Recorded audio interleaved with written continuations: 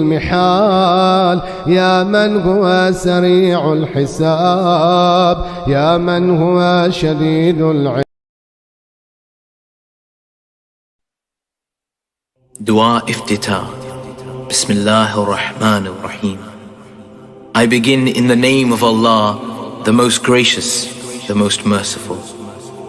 O Allah, send blessings upon Muhammad and the household of Muhammad. O Allah, I begin by glorifying you with your praise. And through your grace, you always direct towards what is right. And I am convinced that you are the most merciful in matters of forgiveness and mercy, but the most severe in matters of warning and retribution, and the most mighty in matters of power and magnificence. O Allah, you have allowed me to pray to you and to ask from you, so hear my words of praise, O all-hearing, and respond to my call, O most merciful, and overlook my mistakes, O most forgiving. How many, O my Lord, of my troubles have you relieved? And how many sorrows have you dispelled? And how many mistakes have you prevented? And how many blessings have you spread? And how many difficult situations have you resolved? All praise belongs to Allah, who has not taken a wife nor a son, and who has no partner in his kingdom, and who has no friend to protect him from humiliation, so magnify him with a great magnificence. All praise belongs to Allah for all of his praiseworthy actions, and for all of his favors and blessings. All praise belongs to Allah, who has no opposition in his kingdom, nor any challenger to his commands. All praise belongs to Allah, who has no partner in his creation, nor anyone like him in his greatness. All praise belongs to Allah, whose commands and praise are spread throughout creation, whose glory is manifested through his generosity, whose blessings stretch out liberally, whose treasures never diminish, rather his frequent giving only increases his generosity and kindness. Surely he is the mighty, the provider. O Allah, I ask you for a little from much, although I am in great need of it, while you are eternally needless of it.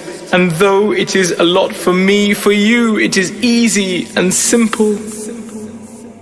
O Allah, your pardoning of my sins, and your overlooking my mistakes, and your forgiveness of my oppression, and your hiding of my ugly deeds, and your forbearance of my many wrongdoings, performed intentionally or unintentionally, tempted me to ask from you what I did not deserve from you, but which you still gave me out of your mercy, provided for me through your power, and made known to me from your answers. So I became accustomed to call you trustingly, and to ask you familiarly, neither afraid nor fearful, but with confidence in you for what I have asked from you. Then, if there was a delay in your answer, I would blame you out of my ignorance, while perhaps the delay was best for me, for you know the outcome of all affairs. I have not seen a generous master more patient with a wretched slave than you are with me, my Lord. You call me, and I turn away from you. You show affection to me, and I show hatred towards you. You display your love for me, and I do not respond as though I am above you. Yet all of this does not prevent you from having mercy on me, and being good to me, and favoring me through your generosity and nobility. So please, continue to have mercy on your ignorant slave, and be kind to him through the excellence of your grace. Surely you are the bountiful, the generous. All praise belongs to Allah, the owner of the kingdom, who makes the ships sail, who controls the wind, who causes the dawn to break, who is the authority on the day of judgment and the Lord of the worlds. All praise belongs to Allah for His patience despite His knowledge. All praise belongs to Allah for His forgiveness despite His power. All praise belongs to Allah for the lengthy respite He gives despite His anger, even though He has the power to do as He wills. All praise belongs to Allah, the Creator of all creation, the provider of plentiful sustenance, who causes the dawn to break, who is the owner of glory and honor and excellence and blessings, who is far and thus cannot be seen but is close and thus witnesses secret conversations. Blessed and exalted is He.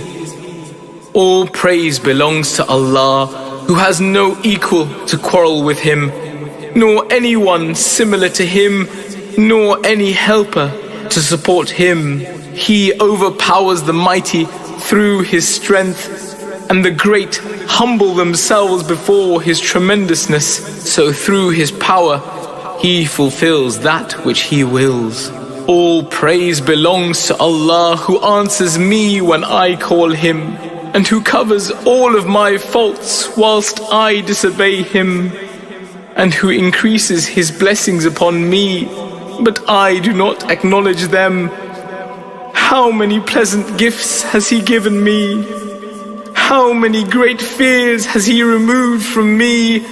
How many joyous moments has He allowed me to experience? Thus I glorify Him, thanking Him, and I remember Him with praise. All praise belongs to Allah, whose veil cannot be uncovered, whose door is never closed, who does not reject the one who asks Him, and who does not disappoint the one who places their hope in Him.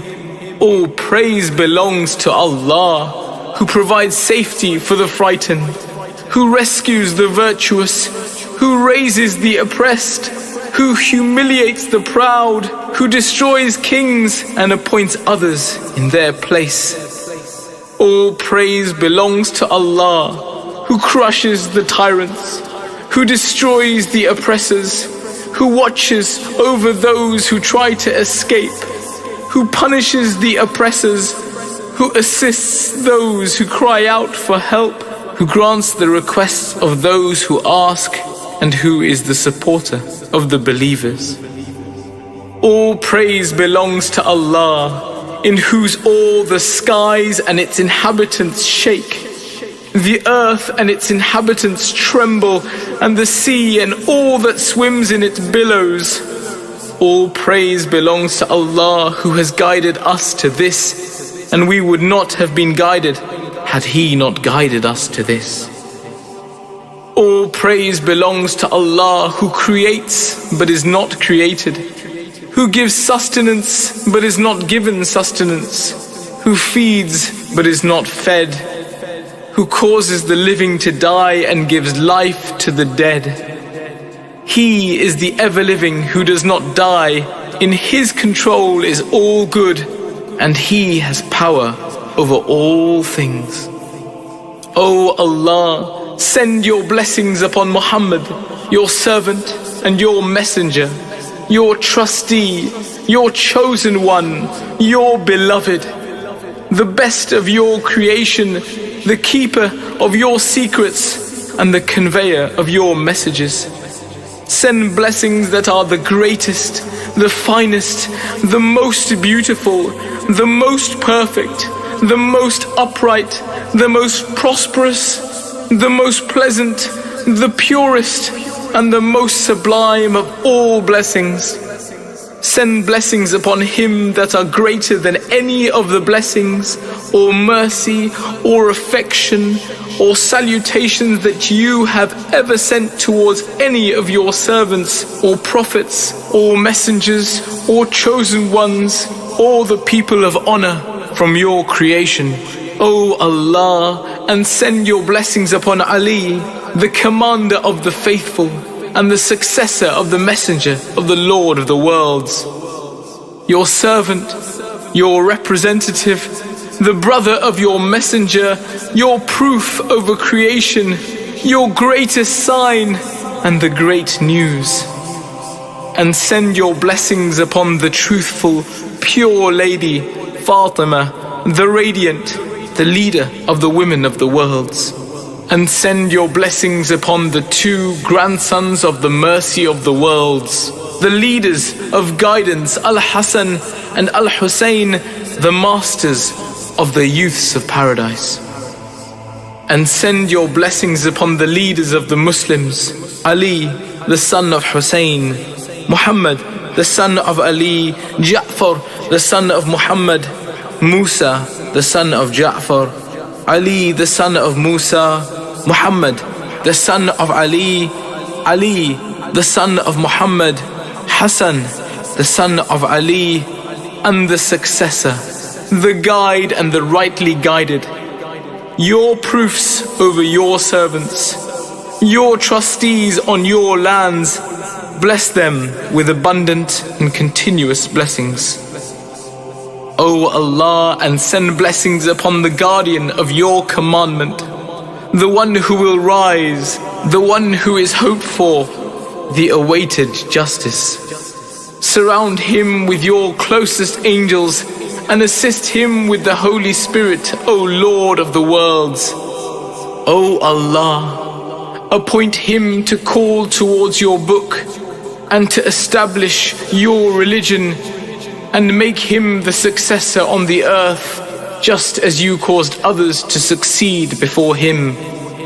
Establish for him his religion, which you have approved for him. Grant him safety in exchange for his fear, so that he worships you, not associating any partner with you. O Allah, grant him power, and through him strengthen others. Help him and help others through him, and help him with a mighty help. Grant him an easy victory, and ordain for him from yourself a controlling authority.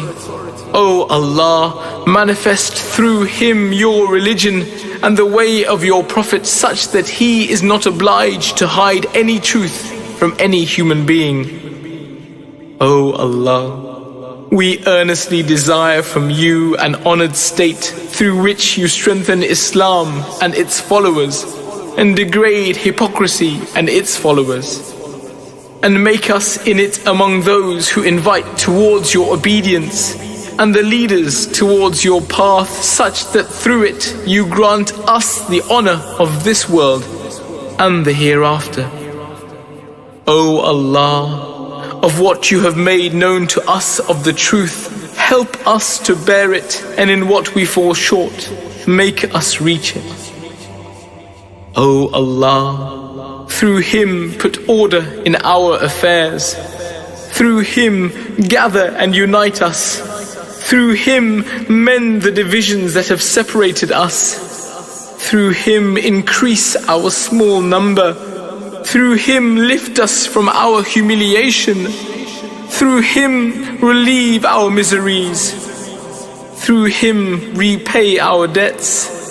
Through him remove our poverty. Through him fill the gaps in our confusion. Through him ease our difficulties. Through him brighten our faces. Through him free our prisoners. Through him make our efforts successful. Through him fulfill our promises. Through him answer our prayers. Through him grant us our requests. Through him allow us to obtain what we hope for from this world and the hereafter. And through him give us more than our expectations. O the best of all those who are asked, and the most generous of all those who give, through him cleanse our chests. Through him remove anger from our hearts, and through him guide us to the truth in disputed matters by your permission. For surely you guide whomever you wish to the right path.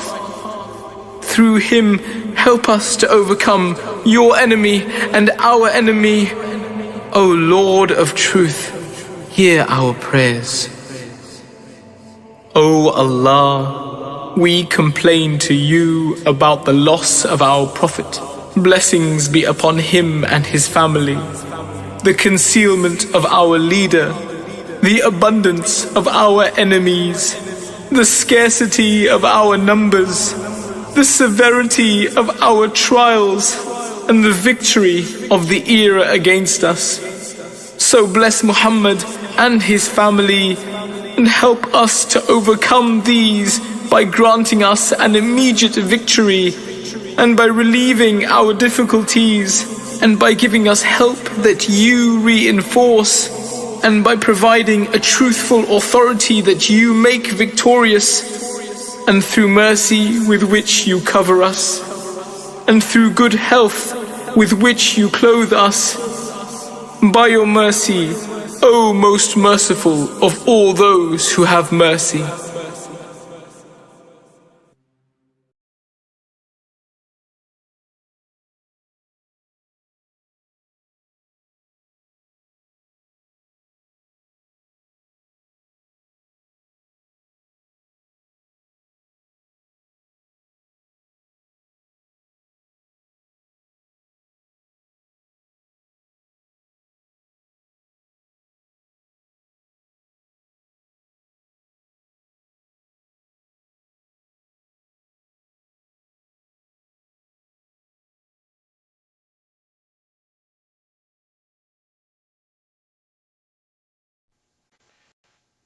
أعوذ بالله السميع العليم من الشيطان اللعين الرجيم. بسم الله الرحمن الرحيم. الحمد لله رب العالمين خالق السماوات والأرض إلها واحدا أحدا صمدا لم يتخذ صاحبة ولا ولدا والصلاة والسلام على أشرف الأنبياء والمرسلين خاتم النبيين رحمة للعالمين طه وياسين بالقاسم محمد.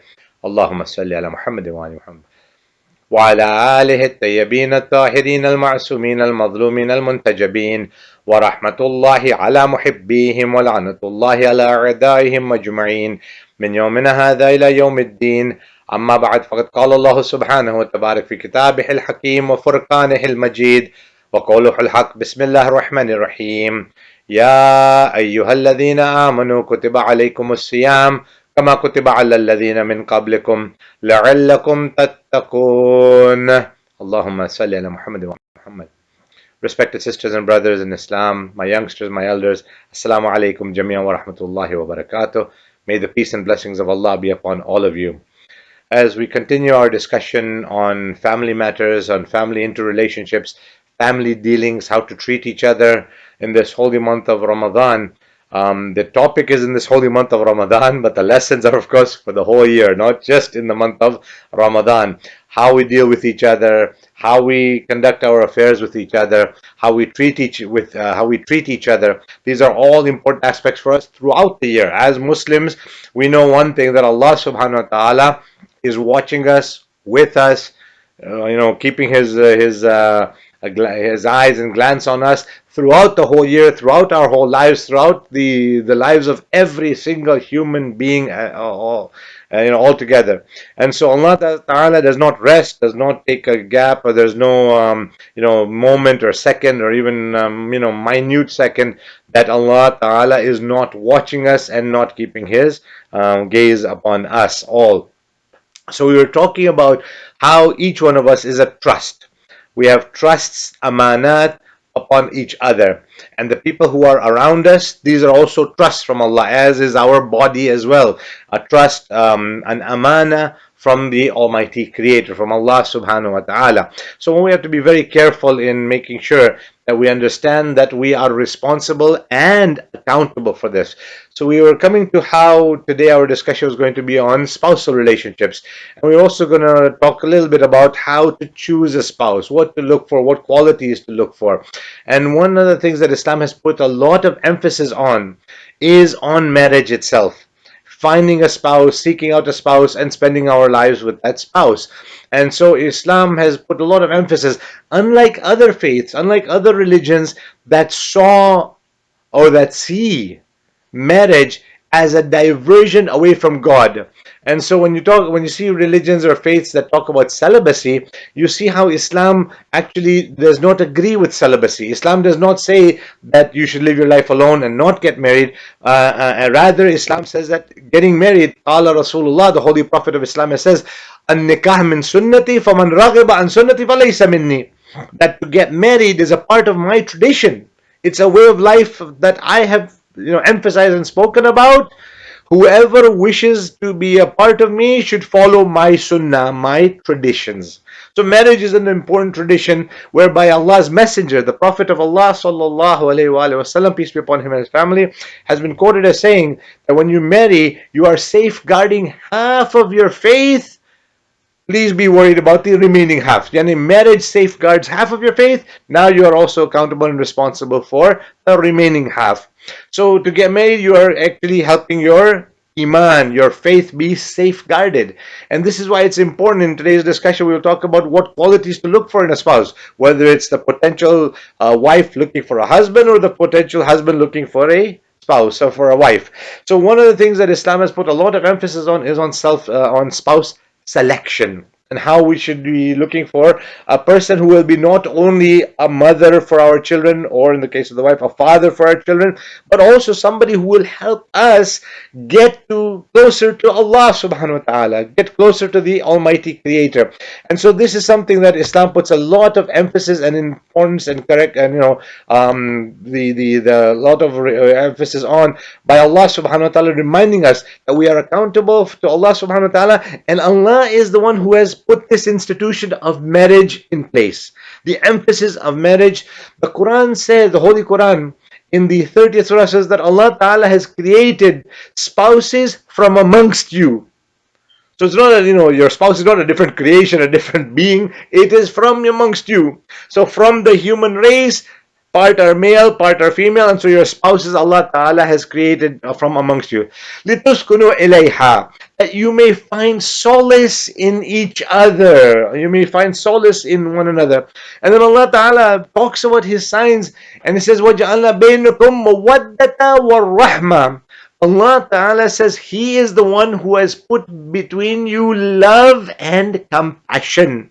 وَجَعَلْنَا بَيْنَكُمْ مَوَدَّةً وَالرَّحْمَةً, love and mercy or compassion. That you care for each other, you help each other, you be kind and nice to each other. So one of the things, as we mentioned, that Islam does not accept celibacy because Allah Ta'ala created us. Allah is the creator of all of us. He knows what is best for us. And one of the things that is best for us is to find a partner that we can marry and be happy with, live our life with, and inshallah move towards Allah subhanahu wa ta'ala spiritually, worldly, physically, and all. See, marriage does not only satisfy the sexual or the physical desire. This is an important and necessary part of our existences, but also just as important is our spiritual well-being, our spiritual needs, what we need for our spirit, our heart, to get closer to Allah subhanahu wa ta'ala. The need of companionship, somebody to speak to, somebody to talk to, somebody to relate with, somebody with whom we can be free, and somebody who will not betray us, with whom they can also be free with us. So, when we talk about each other, we've talked about parents and children and our grandparents, elders, seniors, community members, all of these are amanat. The spouse becomes a very, very important, critical amanat or trust from Allah, because as you will appreciate and understand and note, with the spouse, we are closer perhaps than our own parents, than our own children. We should be able to confide things in our spouse that we cannot confide in any other human being. And that is the way Allah is created. He is the creator. He is the Almighty. And so one of the things that is very, very important that Islam reminds us over and over is never to betray that trust.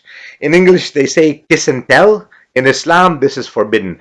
The relationship, the confidentiality, the conversations between the husband and wife are to remain between the husband and wife. So when you seek out a spouse, you have to make sure that you try to do your best. And of course, nobody is infallible.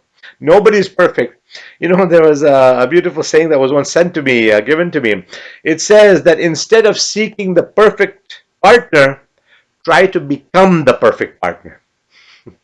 Instead of seeking the best partner or the greatest partner or the perfect partner, try to become the best. The best or the greatest partner or the perfect partner. So, the onus should be on us to also better ourselves. It's very easy to point a finger. He is like this, she is like that, she has this fault, he has that fault. But it's really difficult to, check the faults in ourselves and inshallah correct them and work on those. This is the critical one. So coming back to what we were saying, that looking for a spouse, we should look for, first of all, of course, the iman, the aqidah, the faith.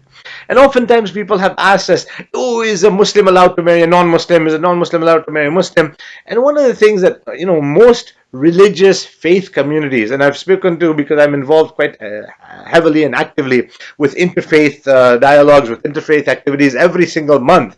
And so, one of the things that we have come to understand is that every faith, almost every faith tradition recommends, requires, and in some cases insists upon their faith community members to marry within the faith, because it avoids confusion. Are the children who are born of a mixed religious relationship, are the children going to go to Jummah prayers on Friday? Will they go to the synagogue on Saturday? Will they go to the church on Sunday? What will they do? Will they go to the Gurudwara? They'll go to the Mandir. And so this is one way of avoiding a lot of clashes. And so Islam says that no, you need to stay within the faith tradition, within the religion. And again, Islam gives us a little bit of a philosophical explanation and reason why. Why should you stay within the faith religion? And what it says is that basically Islam has laid down a very clear role, responsibilities, and trust and interrelationship, how to treat each of the spouses.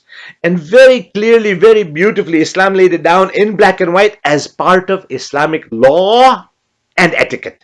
Law and etiquette. So there is accountability, and in a Muslim country, if somebody violates it, then there would be a repercussion as well. So you have to understand that Islam has laid this down in black and white very clearly, which perhaps other faith traditions have not, and that is one of the reasons why Islam says that make sure you marry somebody who is of faith. So faith is the first quality that you should look for. Somebody who is compatible, and that is one of the reasons why Islam allows you to speak, to interact, to try and obtain information about a potential spouse that would be relevant to your life's goals, dreams, and ambitions and direction.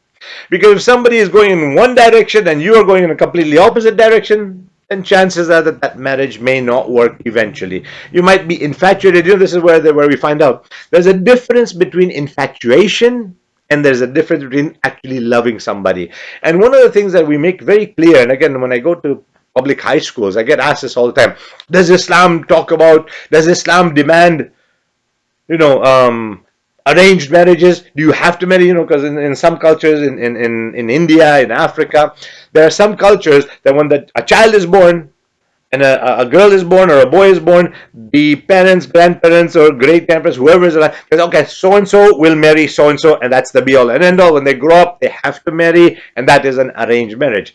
Islam does not allow or accept arranged marriages, forced marriages, marriages that have been predetermined, years or decades earlier. No. Islam says that you need to, inshallah, seek out your spouse, and you have to make this, not your father, not your mother. They may help out, of course. In many traditions, many cultures, the parents help in the spouse selection process. The parents help how, who you're seeking out, who you want to talk to. Some of the elders might be involved, some of the community members, sometimes the ulama, the scholars, they get involved in matchmaking, in potential spouse searching, and various people are happy with that. They accept that. It is the choice that is a lady goes to Imam Ja'far ibn Muhammad as-Sadiq alayhi salatu wassalam. Imam Ja'far as-Sadiq, Allahumma salli ala Muhammad wa ali Muhammad, and she says, Ya ibn Rasulullah, my father is wanting me to marry so and so. The Imam says, what do you want to do? She goes, I want to marry so and so, somebody else. The Imam tells her, you marry who you wish to marry. Not that the Imam was trying to tell her to disobey her father, or the Imam was saying that, don't go against your father's wishes.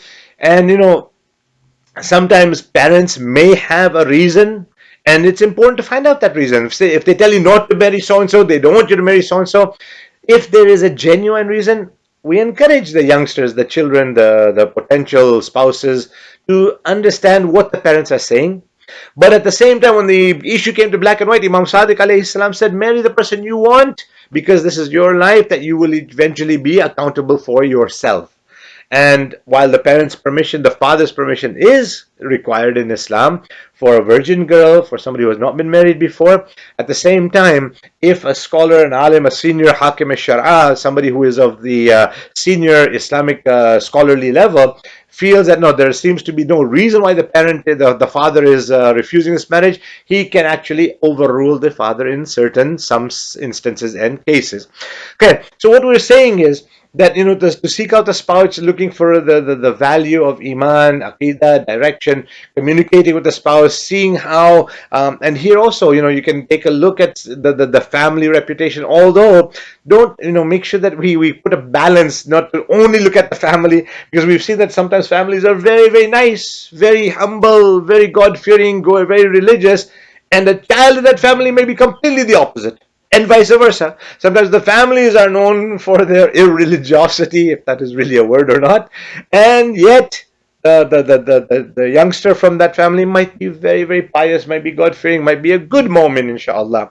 And there's a very beautiful book written by Ayatollah Ibrahim Amini. It's called Principles of Marriage and Family Ethics.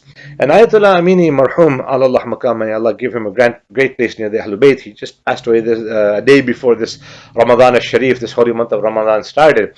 In this book that he writes, it's been done a very beautiful way. And anybody who is potentially looking for a spouse, as well as those who are even married, I encourage you to read this book. The first half of the book, Ayatollah Amini is actually talking to the lady, to the wife, to the female, and he's addressing her in a very respectful way, how to treat your husband, what you should do for your husband, how not to be suspicious of your husband, how not to listen to other people who might tell you things about your husband, because a lot of times there's fitna, there's a lot of malicious intent amongst community members, whatever reason maybe that is between them and Allah subhanahu wa ta'ala. But there's often this animosity, there's this creation of friction and hearsay, telltales, gossip, and all that. So he's actually telling the lady, don't be fooled by suspicions, don't listen to anybody says, make sure that you find out what the reality is. Don't be suspicious, treat your spouse nicely, treat your husband nicely. He has come from a hard day of work. He has tried to earn a livelihood for the family. And so he basically goes into a lot of things and a lot of ahadith that he talks about the female, how she will get the thawab of a mujahid, a struggler in the way of Allah subhanahu wa ta'ala, just by being nice to her husband and her children. And the second half, the last half of the book, he talks to the man. He says, you should also understand and be kind to your wife. Don't just think that just because she's been home all day, she's been watching television, or she's been listening to the radio, or she's been, how do you say, on WhatsApp, and on social media and Facebook and all that. I have my own issues with social media and especially Facebook and others, but I don't want to get into that at the moment.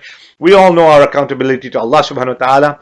I've spoken to various senior scholars on this issue about interrelationships, how people sometimes talk with each other, the opposite gender and what have you.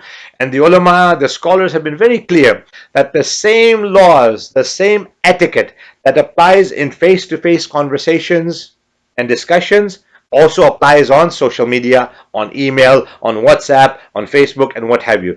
So what you would not do, flirting and unnecessarily mingling and joking wrongly or lustfully or maliciously to the opposite gender, all of those laws that apply face to face also apply on social media. So don't think that I can hide behind a curtain, behind a social media curtain, and nobody is watching. Of course, Allah subhanahu wa ta'ala is watching us at every moment and every minute. So we are accountable to Allah in all of these instances as well.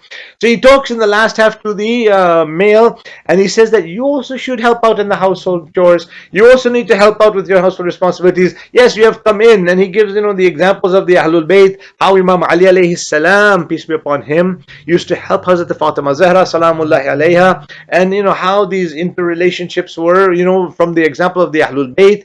And inshallah, in one of our discussions, depending on inshallah how our timing goes, we'll talk about how Hadith Qisa, the event of the blanket, teaches us how to live as a family. Right now we've been talking about, individual relationships, and inshallah we'll talk about how the family unit and the family network is. So basically, once you have crossed the stages, once you've decided, once you have taken on the challenge of, inshallah, God willing, meeting a spouse, and you're now going there, it is narrated by the Holy Prophet of Islam that a marriage, that the salah, the prayer of a married person is 70 times greater than the prayer of a bachelor, of an individual who is single. 70 times. So even your acts of worship multiply when you are married. And so when I was mentioning at the beginning, while other religions said, celibacy is the preferred option, when you marry, you are diverting your love away from God, you are diverting your love away from Allah subhanahu wa ta'ala. Islam took a very interesting take on this.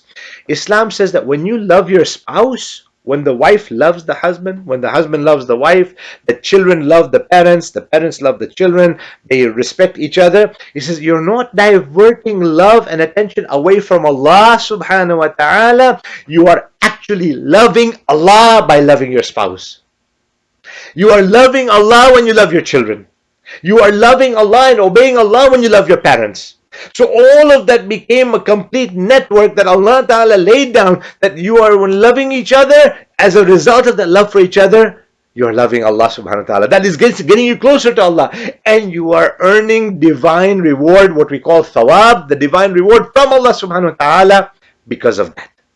So Islam became a perfect religion, a perfect way of life, by addressing and attending to all these interrelationships, making sure it understood that the Creator who created us knows what we need, knows how we need it, and knows what is best for us. And so Allah Ta'ala instituted marriage as a sign. Allah Ta'ala calls marriage one of His signs, that love that He placed, because Allah placed that love. It's not something that just happened naturally. Yes, it's nature afterwards, but Allah Ta'ala is the instigator of that fitrah, of that nature, which we have talked about in previous discussions as well. So very clearly we marry, and at the time of marriage, when the actual aqd is being recited, when the marriage is being recited, the marriage vows or ceremony as we call it, we are told that the du'as are being accepted at that time. The supplications of those who are supplicating at the time of marriage, of the spouses and those who are participating in the marriage, their supplications are also being accepted. So we are told to pray for the bride and groom to be, and for ourselves and for those around us, and also pray for those who are single amongst our community, that God helps them find, that Allah helps them find a good, pious, believing spouse who will help them in this journey that we have come into in the world. So once you marry, and that marriage, because it's going to lead, I mentioned in our previous discussion, that tarbiyat aulad, the upbringing of children, begins with spouse selection. So when you've married somebody who is pious, who is good, who is faithful, then now you know that the beginning phases of child upbringing have already been laid. The seeds have been planted, and that's an important part. So coming back to what we were saying in our previous discussion, that now that you have the spouse, that spouse is a trust from God. It has to be treated delicately. It has to be treated, the spouses to each other have to be treated with love, with respect, and with honor. Because a lot of times we as human beings, we have a tendency. We want to get respect, but we rarely want to give respect. We like to get respect, but we don't really like to give respect. Sometimes it's a tendency that we have got. It's our egotism. It is instead of we always think of me. And at marriages, whenever I speak at marriages, I always say Islam made that me, it turned the M upside down. It made the me into a we. Now I'm not allowed to think about myself anymore. I'm supposed to think about her. She's not only thinking about herself anymore, she's also now thinking about me. And so therefore this interrelationship means that we give up our selfishness and we go towards selflessness. And especially when kids come as well. The mother will remember, we talked about this in our discussion on parents, that the mother thinks only about the betterment of the child. And the parents need to think about what is going to be best for the child. What will be the best education plan for the child? How can I save up for the child? What can I do to make life easier for the child? And so this has started because you've now already developed thinking of each other. You're no longer thinking about me, myself, and I. Whatever you buy, you'll think about what is good for her. Whatever she buys, she'll be thinking what's good for her, you. And so Islam laid down this natural evolution of the development that leads to what we call the family unit, and the family unit all together with the children, the parents, the grandparents, all the family members, all work together in serving Allah subhanahu wa ta'ala. And this is where when the family unit is strong, then that family nucleus is strong, then from there the community becomes strong, the community becomes faithful, the community remembers Allah, because the community is a build-up of all these families, right? That's what communities are. The jama'ats that we have, the communities that we have, are all built up from families, individual families coming together, the children, the adults, the elders, the seniors, the males, the females, and they become together. And if the family unit is strong, the community becomes strong. And this is where, inshallah, our obligation to Allah subhanahu wa ta'ala starts getting fulfilled. And each of these steps are step by step, one by one, in the fulfillment of our responsibilities to Allah subhanahu wa ta'ala. So we ask Allah subhanahu wa ta'ala to accept our deeds, our amal, in this holy month of Ramadan, throughout the year, whatever we have prayed, Ya Allah, accept our prayers, inshallah. Oh Allah, those who are ill, cure them from their illnesses. Those who are in debt, Ya Allah, help them fulfill their debts. Those who have no jobs, who are suffering from any rizq or sustenance issues, grant them sustenance and increase in their sustenance, Ya Allah. Oh Allah, we ask you to protect our ulama, the maraja, who are serving while the imam is in occultation. Grant them a long and healthy and safe lives from any difficulties that are around them. We ask you to return our Imam al-Hujjah al-Qaim, to us, and make us amongst the ashab and the ansar of the Imam. And let us see the era of reappearance, Zamana al-Dhuhur, with our own eyes. And grant us God-fearing, pious spouses. Those who are not married, Ya Allah, grant them a God-fearing, pious spouse as well. Inshallah, Rabbana taqabbal minna, innaka antas samiul alim. Oh Lord, accept this from us. Surely you are the knowing and the seeing. Wassalamu alaikum jami'an wa rahmatullahi wa barakatuh. اللهم صل على محمد.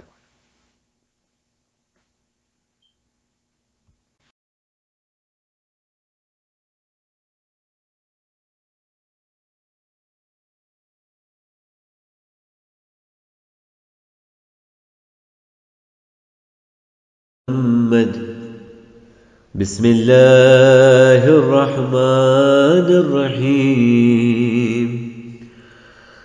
O Allah, send your blessings on Muhammad and the family of Muhammad.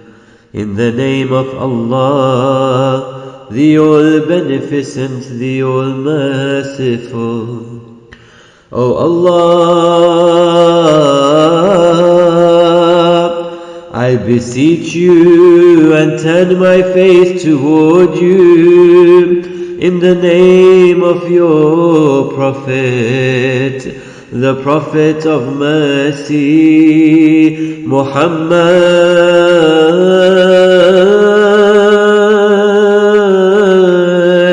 May Allah send blessings to him and his household. O Abul Qasim, O Allah's Messenger, O Chief of Mercy, O our Master and Chief, we are turning our faces toward you, seeking your intercession and your advocacy for us before Allah. And we are presenting you as our intermediary for the settlement of our needs. O well-esteemed with Allah, please intercede with Allah for us. O Abul Hasan, O Commander of the believers, O Ali, son of Abu Talib, O Allah's argument against his creatures, O our Master and Chief, We are turning our faces toward you, seeking your intercession and your advocacy for us before Allah. And we are presenting you as our intermediary for the settlement of our needs. O well-esteemed with Allah, please intercede with Allah for us.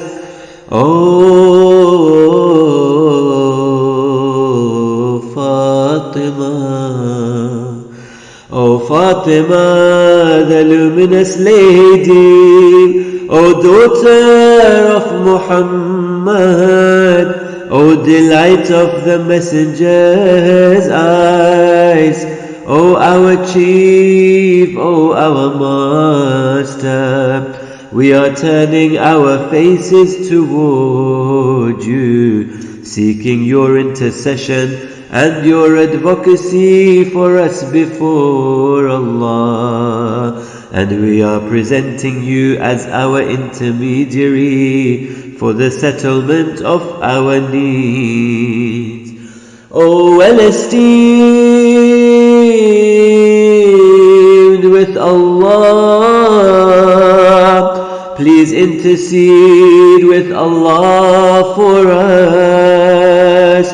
O Abu Muhammad, O Hassan, the son of Ali, O well-chosen one, O son of Allah's messenger, O Allah's argument against his creatures, O our master and chief, we are turning our faces toward you, seeking your intercession and your advocacy for us before Allah.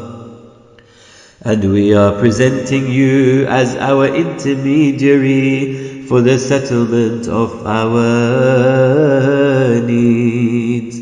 O well-esteemed with Allah, please intercede with Allah for us. O Abu Abdullah, O Hussein,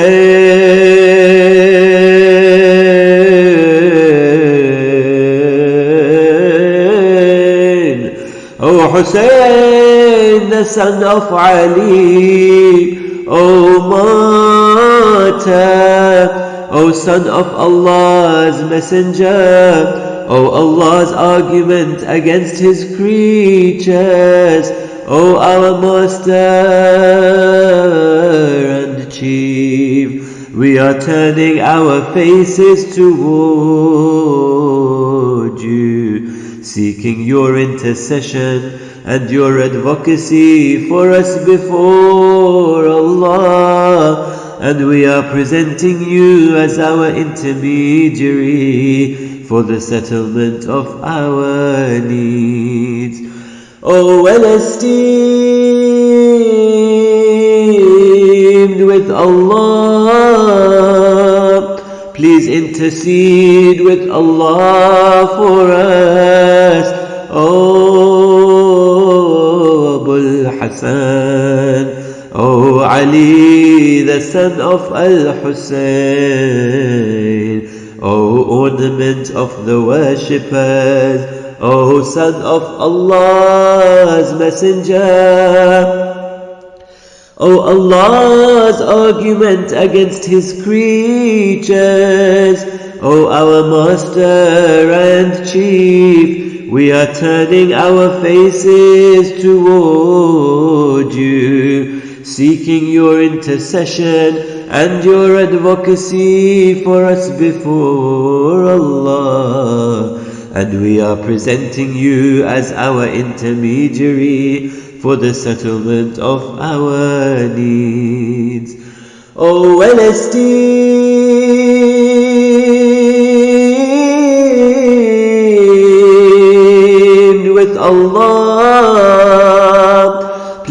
intercede with Allah for us.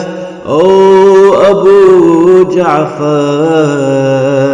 O Muhammad the son of Ali, O cleaver of knowledge, O son of Allah's messenger, O Allah's argument against his creatures, O our master and chief, we are turning our faces toward you, seeking your intercession and your advocacy for us before Allah. And we are presenting you as our intermediary for the settlement of our needs. O well-esteemed with Allah, please intercede with Allah for us. O Abu Abdullah, O Ja'far the son of Muhammad, O veracious, O son of Allah's messenger, O Allah's argument against his creatures, O our master and chief, we are turning our faces toward you, seeking your intercession and your advocacy for us before Allah. And we are presenting you as our intermediary for the settlement of our needs. O well-esteemed with Allah, please intercede with Allah for us. O Abul Hasan, O Musa the son of Ja'far, O suppressor of rage, O son of Allah's messenger, O Allah's argument against his creatures, O our master and chief, we are turning our faces toward you, seeking your intercession and your advocacy for us before Allah. And we are presenting you as our intermediary for the settlement of our needs. O well-esteemed with Allah, please intercede with Allah for us. O Abu Hasan, O Ali the son of Musa, O amicable, O son of Allah's messenger, O Allah's argument against his creatures, O our master and chief, we are turning our faces toward you, seeking your intercession and your advocacy for us before Allah. And we are presenting you as our intermediary for the settlement of our needs. O well-esteemed with Allah, please intercede with Allah for us.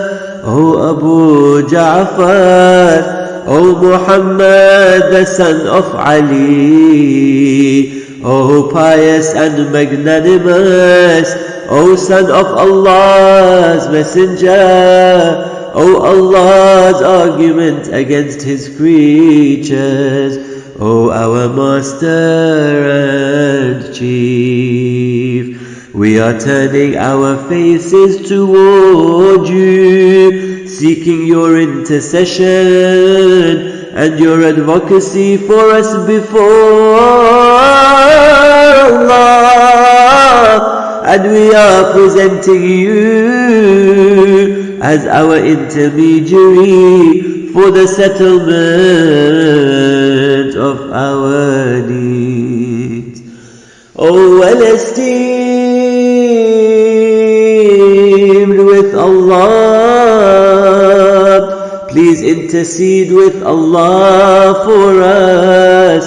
O Abu Hassan, O Ali, the son of Muhammad,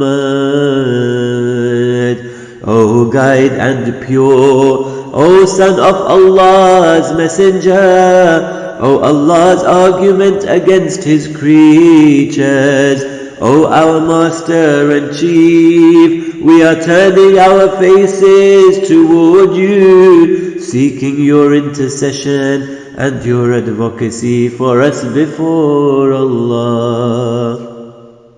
And we are presenting you as our intermediary for the settlement of our needs. O well-esteemed with Allah, please intercede with Allah for us. O Abu Muhammad, O Hassan,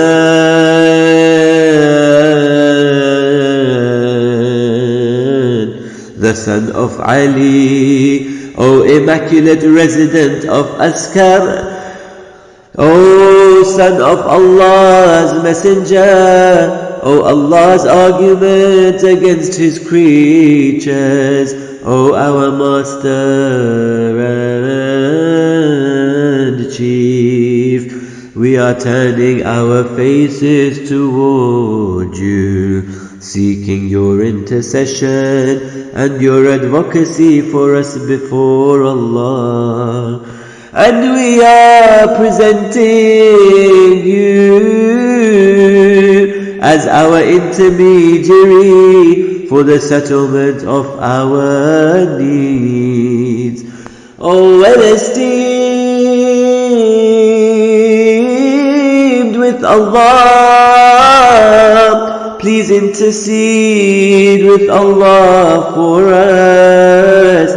O successor of Al-Hasan, O descendant of the infallibles and argument of Allah, O riser, awaited and well guided, O son of Allah's messenger, O Allah's argument against his creatures, O our master and chief, we are turning our faces toward you, seeking your intercession and your advocacy for us before Allah. And we are presenting you as our intermediary for the settlement of our needs. O well-esteemed with Allah, please intercede with Allah for us. O my chiefs and masters, I am turning my face toward Allah in the names of you all. For you are my leaders and my supporters on the day of my destitution and neediness before Allah. I am seeking your advocacy for me before Allah, and seeking your intercession for me before Allah. So please intercede for me before Allah, and save me from my sins before Allah, for you are my means to Allah, and through my love for you and my seeking nearness to you, do I hope for salvation from Allah. So be my hope before Allah. O my masters, O Allah's intimate servants, may Allah bless you all, and may Allah curse the enemies of Allah, those who wronged you from the past and the last generations. Respond to us, O Lord of the worlds. Ya Allah, send your blessings on Muhammad and the family of Muhammad. Surah Al-Mubarakah Al-Fatiha.